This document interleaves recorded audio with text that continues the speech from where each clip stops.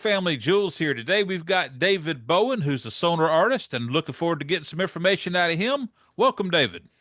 Hello. Hello from Yukon, Oklahoma, for those who are Oklahoma. familiar. Yeah.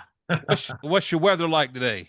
Man, it is hot. We've got full steam ahead for summer. So yeah, Yeah, same here. we're out of the crazy weather time and now it's just time to cook. Yeah. Well, David, you're a Sonor artist. How long have you been with Sonor? I got on about 2009. I actually met one of the artist relation guys at NAMM when I was there with another of my endorsers, Bosphorus symbols. And so the guy saw, if you'll see here, I have the mallets on my arm. And so this Yeah. tattoo was kind of that was the deal, that he saw that and he said, "Can I get a picture?" I said, "Sure, if you give me a deal." And he took me up on it. He gave me a card and I mean, he didn't right there, but he gave me a card and let me know how to get in touch with them and stuff to figure out if I was legit. And I got on and I haven't turned back. I've been and I'd played Sonar before that, going back as far as like the late 1990s. Hmm. So I've always been a fan, but that was just kind of a lucky opportunity and a dream come true, getting on Yeah. it. So So you already signed with a drum company at that point? I wasn't. No, I was actually just I kind of self-imposed, exclusively played Sonar. I Yeah. just a lot of my heroes played them, and I love the sound of them. And I've been a drum nerd most of my life. So yeah, it was just kind of my own self-imposed rule. I So totally I think there's a lot of us like that. We're Sonor endorsers in our hearts, you know. that's right. That's right, man. Yeah. So Yeah, even if tell I wasn't on the team, I would be Team Sonar. I think that would be that's the way it would be for me. Absolutely, I get it wholeheartedly. So what kind of gear have you had and what are you currently playing? Okay, so I'll start with my current setup. I'm on the AQ2s right now, which I am loving actually, my kit. The one that I'm running is the black stain, transparent black stain. Hmm. I've had it for about I think 2.5 years, maybe a little bit more. And that kit I have two options on bass drum. I've got a 14, which is the martini size, and then I have an 18, the bop or jazz size, and then 10, 12, 14, 16 in the toms, and then a matching snare. That's generally, I use a variation of that for the most recent gigs I've been doing. I even did a festival recently and played the 14 kick and 12 and 14. So it was kind of it looked like a baby drum set, but it sounded like a grown-up set, so Sure. that kit is kind of my current my daily rig, if you will. Um, and then I've got for many years I played a uh, basically what they call jungle, the jungle series, which was when I Hmm. first joined on with them. I had a jungle kit that toured all over the place with me, and that thing I was doing some honky tonk and playing country with a gentleman named Dale Watson, and with Dale, I mean, we did the Grand Ole Opry, we did just all kinds of crazy gigs. Of one of the parties for Obama's inauguration, and so that kit played at some pretty neat gigs. So that little jungle kit I had for many years that was kind of a baby version of the prior kit to that, which was a designer, and those were like basically bottom sizes. So it was like 13, but 13 by 11. So it was just huge. And if most of us know in the Sonar world, it had the rocket launcher. And so that thing was just like, you had to be a big dude to play that kit, and Hmm. on the bass drum, it was a 24. So that thing was just a monster. And then I had a 16 by 16, or I still have those 16 by 16 and 18 by 18 floor toms with that. And then I tatted the snare drum on my wrist. So committed. I should be committed, maybe. I Yeah. don't know. So, and then another kit of note that I have is a an 80s phonic rosewood. And those are in some they're pretty highly sought after drums, for as we all know, but I have an 8 by 8, and then the 10 by 8 or 9 maybe, I believe, and then the 12 by 10, and then the 14 by 14, and then a 20. I think those were 17 3/4 maybe. I'm sure I'm probably wrong, but yeah, so I have that kit, and then pieces of my first Sonar kit, which was an S class from about 99, maybe 2000, in that really cool forest green that they had for a while. Now, was that one of the ones that's got the plastic hoops on the bass drum that matches the finish to a No, degree? it was the ones after those. Those were Okay. like the Sonic series or something like Well, that, I there believe. was a But Sonic Plus. yeah, Sonic Plus. That's Well, what that but was. then Yeah, they came out the first set of S classes that's right. were Yes, like, and I had a set of those. I had a set of correct. the first set of S classes. Gotcha. Yeah, this was the next series then maybe. Yeah, I So got yeah, you.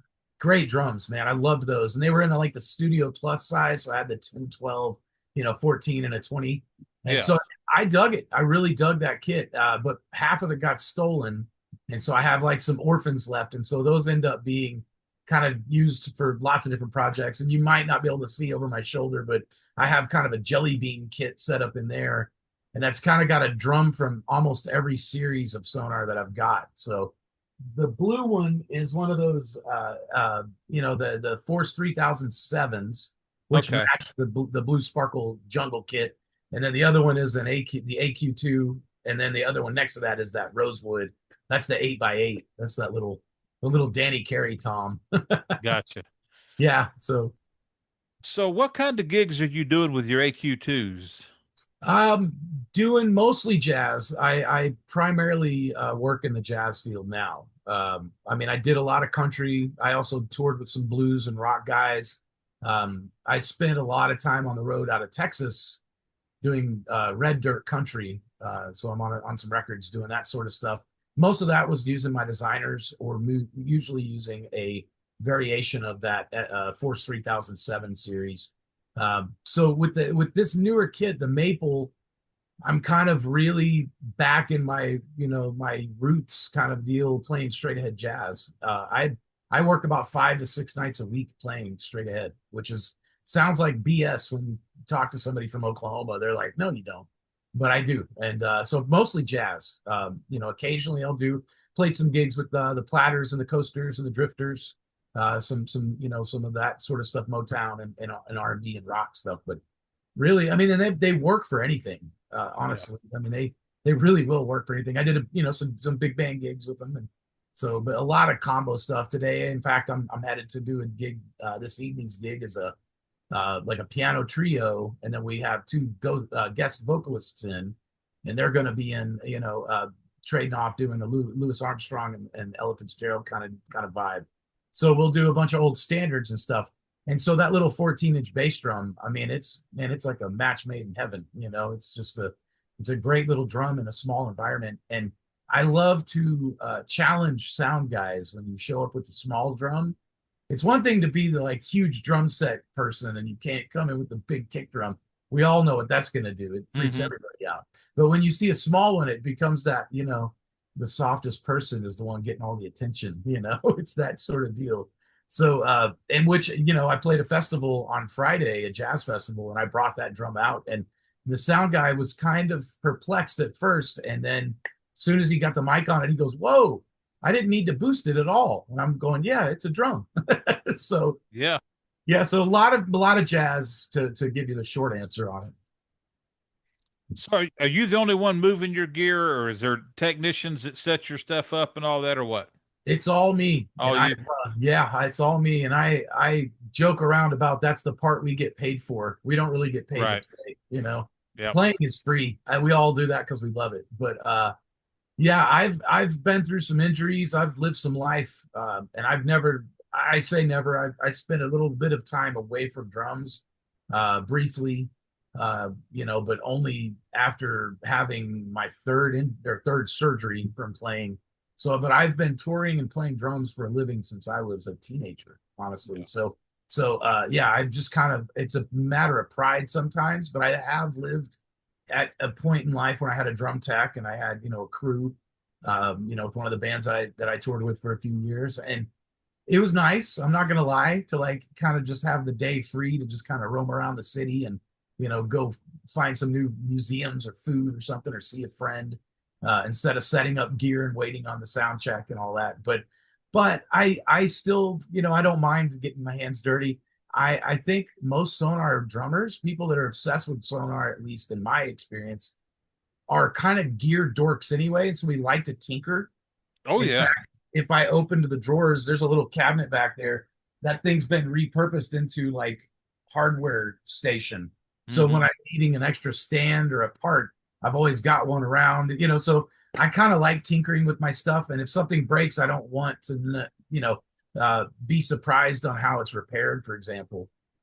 As we know with Sonar's gear, it's very particular. So it's like if something goes wrong, you need to know that you've got a backup or whatever. And so for me, I became a little over the top about carrying my own stuff. I have a system, and I get more confused, I think, like an old person or something, when like someone helps me, because then I'm like, where's my stuff? Where did that go? I don't remember putting it down, so What made you go with the AQ2s over maybe the SQ1s or something? I'm a huge believer in affordability in gear. Hmm. And I know that since I was a kid, I grew up in a music store. So I'll put that out there. It's not in business anymore. It's been gone since the 1990s. But being a music store brat, I was very aware of a lot of brands. Right. And I saw Sonar, mostly the poster, the Rolls Royce poster, right, from the mid 80s. And Hmm. uh, to me, when I saw those drums, I was going like, whoa, these are amazing.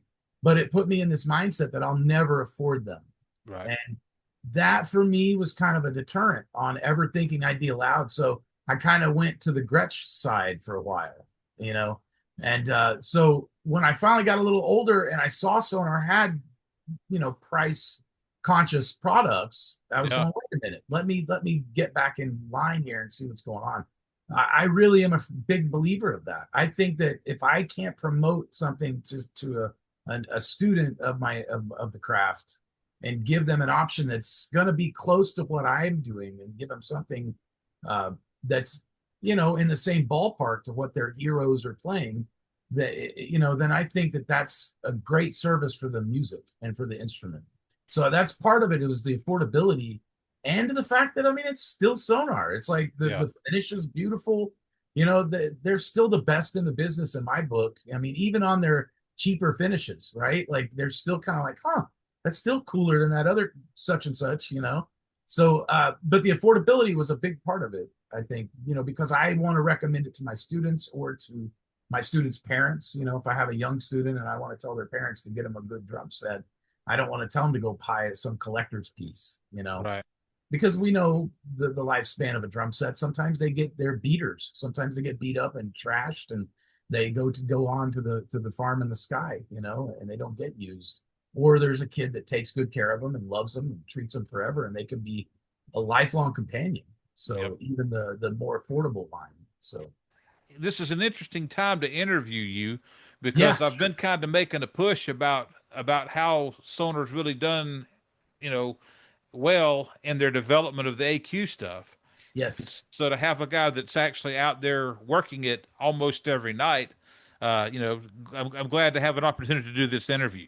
absolutely, for sure. No, I'm glad to promote them. I mean, that's the thing. I was I have another Sonar artist that's a friend of mine, and he's in love with the vintage series, which I mean we played a show, that festival I did Friday, he was on it as well.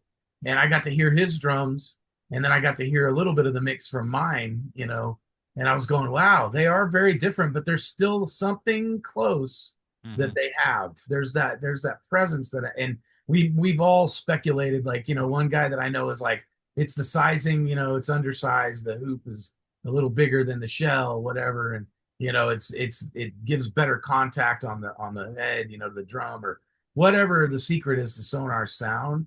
Like even the cheaper drums are still going to sound like high dollar, and like a quality instrument.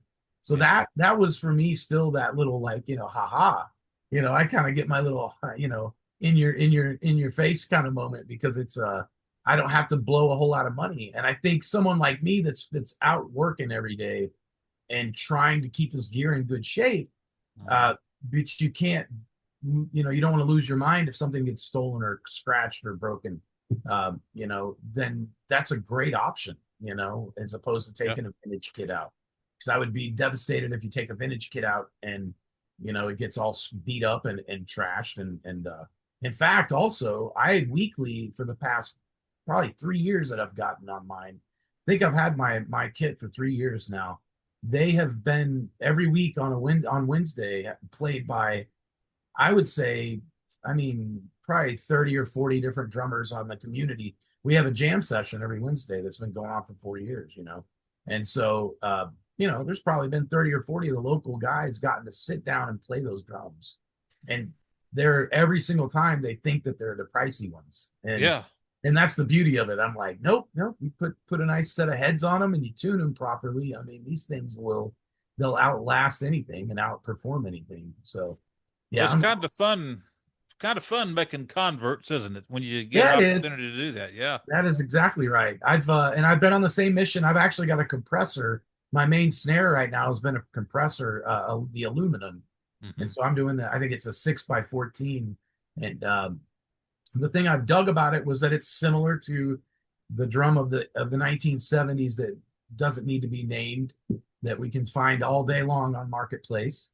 But that old standard that a lot of guys used was nice and crispy and dry, and I think that's a current sound again. It's become, it's a full circle thing, so it's come back around. Right. And so to get that drier sound, I decided I was going to try the compressor, that aluminum especially, and then I added gut strand snares, and then eventually changed that and put cable and then synthetic gut, so a combo, the Black Swamp snares on there, and then with that, I decided I'm just going to go full tilt into the dead snare sound, and I have a calf skin on the top.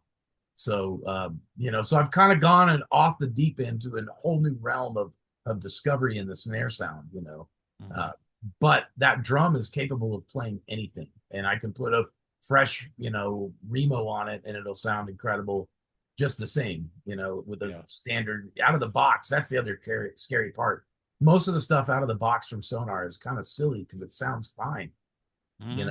know, if the heads are put on and it's tight, you don't really have to worry much, which is kind of freaky, being in the industry. So Saw online that you are a Grammy nominated drummer. Would you like yes, to talk to us about that? sure. So my wife also plays with me. She's an upright bass player, and she's from Taiwan. Whole cool story in that deal. We met when she was finishing her master's about 8 years ago, when I just moved back here to Oklahoma. So we started gigging together, started playing together quite a bit. We get called for sessions all the time. We do country or rock or commercial stuff or whatever we get called to do, outside of the jazz world that we're normally in. So we got called to do a Broadway session with a gentleman named Aaron Lazar. Um, we were tasked with kind of a heavy duty to take an old song by another singer, and then kind of overdub on top of the already pre-recorded music. And so we had to kind of go through this long. It was kind of arduous because I mean it was a difficult task already to play without everybody there, in that style of music, especially because there is conductor with tempo changes and pauses and things like that. So it was a little difficult on that end. But then, to see what the end result became, on his album was really beautiful. So we had no interest in, being a, big deal or anything like that. But this thing was picked up by the Grammy Association and nominated for a Broadway, for one of the Broadway performances. So and sadly, it's a tribute to ALS because Aaron is pretty late stage ALS now, and so it was something that was a dream for him. So we were very lucky to be a part of that, and so I'm very, very honored to have been even thought of for the record as well as being nominated, for the Grammy. So not something I would have expected to do with last year.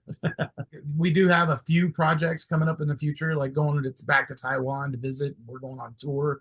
The wife has a little project she's working on that I'm part of, so we're going to take that out and do a little tour over in Taiwan, and hopefully that'll spill over into Japan and some other places eventually. So Your jazz stuff you're doing right now, do you have any any plans beyond that? I do. Yeah, you must have a magic 8 ball. Yeah. So I haven't really made a big splash about it yet because I don't know how to tell people about it. It's I've been working on some solo music that is drum based and electronic, but not necessarily like show off your chops kind of drumming. Mm-hmm. There's groove based stuff, and it's based off of what I would consider like a modern take on elemental improvisation. So, for lack of a better way to describe it, I'm taking loops and things that are already created that I make outside of drumming on synthesizers or different sound libraries that I can find. And I'll take these and I'll create little songs out of them and then react on the drum set to them. And so sometimes there's really cool solo stuff. Other times it's just there's a pocket and a vibe that I'm really feeling. Mm-hmm. And I kind of consider it jazz in a way because it's improvisation. Yeah. Uh, so I'm working on that. We have some other, a few other things like that going on. But yeah, the blues thing, like we have a few blues sessions that come and go.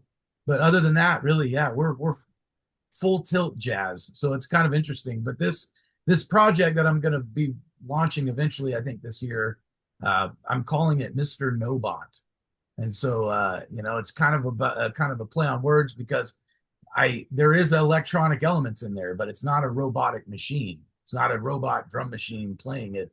It's a live drummer against the robot in the machine for the melody and the harmonies. So it's kind of the flip of what a lot of musicians get to do. I think is kind of a neat part of what we have creative, options in our world because I play with live musicians constantly. Mm-hmm. And so I like to react to a computer sound or something, maybe with drums in a way that I would try to react to a human. And so eventually it'll take off, but it's going to be it's going to be a bumpy start maybe. Some glitches, if you will. So, having a wife from Taiwan, have you been over there yet, or do you plan to go? Yeah, we were there just there in February. We got to spend some time there. I loved it, man, and I love the fact that there's a Sonar Taiwan. So I'm going to be able to bug the people. I already have bugged them, but I'm going to bug them again when we go back. So yeah, she spent a little under a month, and I spent a little under 2.5, almost 3 weeks there. Not long enough, for her, but I had a great time, and definitely want to go back and explore. It's hot. That's all I can say. Really? Well, it's an island. Yeah, I didn't realize it's its own thing. It's an island there, so they've got all kind of really really neat areas. And so, but it was a big city. That was the interesting part, to get to see a really huge city, like something similar to like what you see in New York. In a place where 15-minute drive the other way, and it's like lush rainforest looking. So it's a pretty amazing place. Wow. So, what's got you going back over there? We're hitting the Taichung Jazz Festival, and so we'll be there in September. So yeah, so it's going to be fun to go over there, get to see a different season, because I've only been there in the winter. So Yeah. we're going to play quite a bit around the island. I think we're going to actually play 5 or 6 different cities as opposed to staying in one area. So I hopefully will be not an expert, but pretty well versed by the end of that. Yeah. So, are you taking your drums? Are you going to get some while you're over there to use, or what? The thing about that I know so far is that Sonar is pretty well represented over there. I have made a couple of calls to see what we can get lined up. So there'll be I'll probably be in touch with Sonar, hopefully to use a kit that they can provide.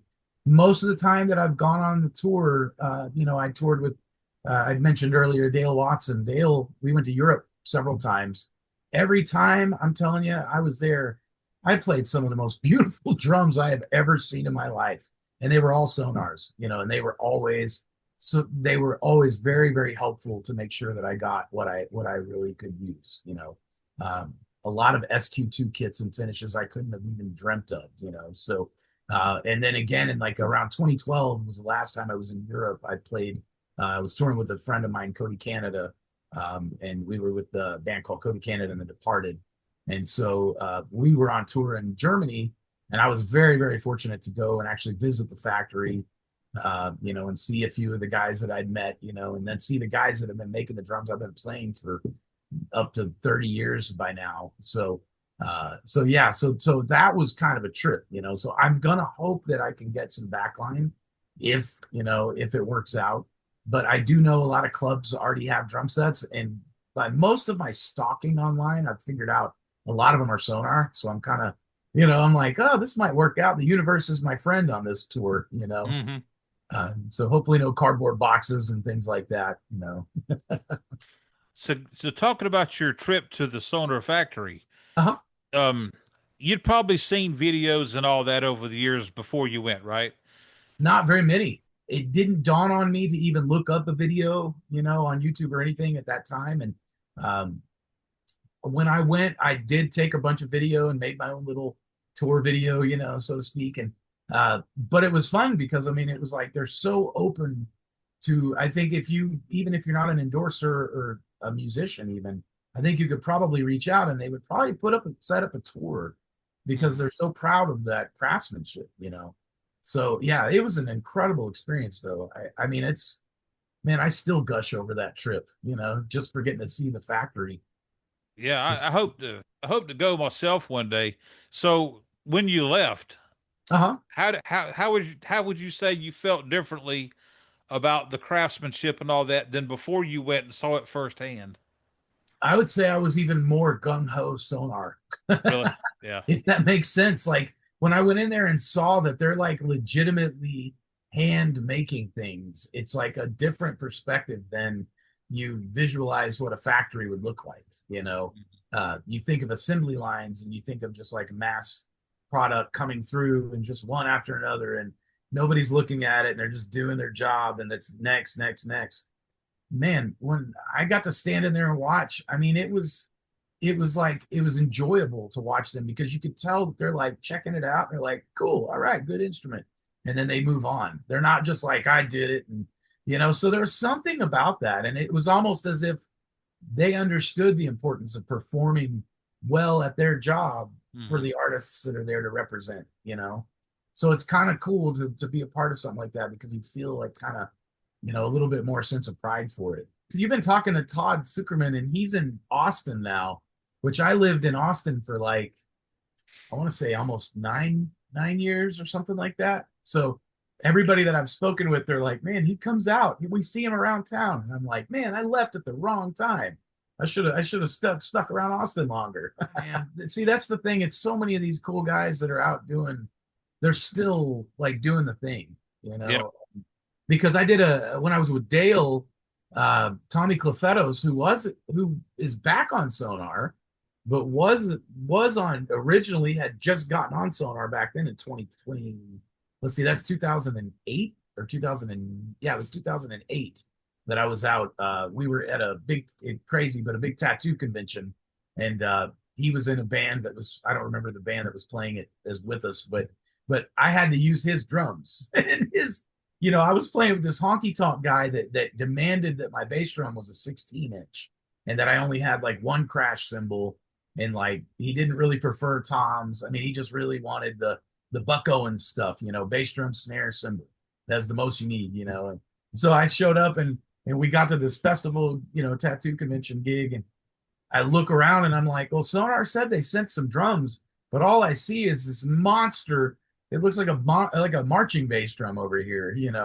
And sure enough, those were Tommy's drums. I had to play them. And it's like it was massive. I think it was a 26, I believe. Oh, So, oh, it was funny.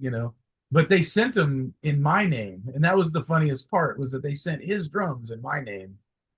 So I was kind of cracked up about it because I was going like I thought I was going to get in trouble from the guy that I played with. I was like, I'm sorry, man. He just laughed about it. He goes, hey, I could sit down on this thing. so what led you to Sonor to start with? Man, again, that poster, the Rolls Royce Hmm. poster, man, the one with the flames, like that was just ridiculous, man. That was like the most ostentatious poster, like just the most over the top that I saw as a kid. So when I saw that again, it put that bug in my mind. the music store in the 90s I taught for a few years. Um, they had a designer kit during the early Jojo Mayer era, Hmm. and it was a white sparkle designer. And I had just seen Jeff Tain Watts playing on one similar to that at a festival. And then JoJo came to town, and they flew that kit in for him, and then they left at the store to sell. And so I kind of lusted after that drum set for a long time. For months and months, I would walk by it and just stare up at it, because they put it up on the wall so nobody could touch it, until the person with bread was going to come in. So that kit was kind of one of the ones that in the late '90s that kind of caught my eye. And then I left. I went to New York City for several years. I didn't get a new drum set for probably 6 or 7 years. I played a bunch of beaten little old, junkers, a bunch of made in Japan Gretsch knockoffs, and whatever vintage drums I could find that were cheap. So Hmm. I did that for a little bit, and then worked on cruise ships, and was on Yamaha for a while, not as an endorser, but just playing that instrument on the boat. Uh, and I really wasn't a fan. I'll just say that much. That's all I have to say on that. Really? So yeah, I just wasn't a fan of the sound of them, and they were good drums, and I could beat the crap out of them, but I just didn't. The feeling of them just wasn't home to me. Hmm. And so after I left the cruise ships, I came back to Oklahoma for a period, and was teaching at another store, which is no longer around, called Mars. I don't know if you remember Mars Music, Oh yeah, I remember. Yeah. big box store. Well, they had the S class. So I put a down payment on a kit. And then, sure and behold, as soon as I did that, they filed for Chapter 11. And so they're like, layaway needs to be picked up and you need to pay it off now, or you lose it and it goes into the liquidation sale. And so, because I was an employee, the manager was kind of cool and let it wait. He waited on mine, and other stuff went out on the floor. But he's like, I'll give you a little bit more time. So I saved up and I spent all the money I had, and I bought that S class kit. And so that kit became my daily driver, so to speak, for many, probably the next, I guess I got that in 2003. So that would have been 2003 to about 2006. And then I got a set of my designers, the big drums. And Hmm. the band that I was touring with at the time, we were all about bigger and louder. And so that was just but that first kit was that white sparkle, when I saw that in person, there was something different about those designer drums that was just mind blowing. So that was kind of what did it. Then, as I started to do the investigating and go backwards in the history of my musical upbringing, I realized a lot of the guys that I really dug had played Sonor, and so I was a DeJohnette fan, from day one. I was from a very young age, like probably 13 or 12. Um, as well as Jeff Tain Watts. Tain was my first drum idol next to Buddy Rich at like 14. And so Tain played Sonor. So that was kind of and then I started looking into the sound of those guys, and I went, oh, that's what it is. I'm hearing this particular company's drums. And again, like I've talked this topic, oh man, until we're blue in the face after gigs with other guys. I'm like, I think it's the shell size, but I don't know, but whatever it is, it's almost always pretty easily identifiable if you're really, tuned to that sound. So I've been a Danny Carey fanatic since I was like 17 or 18. Like I was an early Tool fan, like early. I got turned on to him by a fellow drummer, and he just said, "You've got to listen to this." So I listened to it, and I was going, "Wait a minute, man! The drums, all of it, every bit of what was going on in there." And at that point, I was already a convert. I was already a jazz guy. Hmm. I had already said, "This is what I want to play," and not that I denounced rock and roll, but I'm just not as good at keeping a backbeat as I am playing swing stuff. To get in where you fit in, as they say. Yeah. So, but Danny, man, I mean, that was like a proud moment. Like I showed my wife, I was like, "Look, I'm right underneath him on the page. Oh my God!" Like if I was vain enough, I'd do one of those silly reaction videos.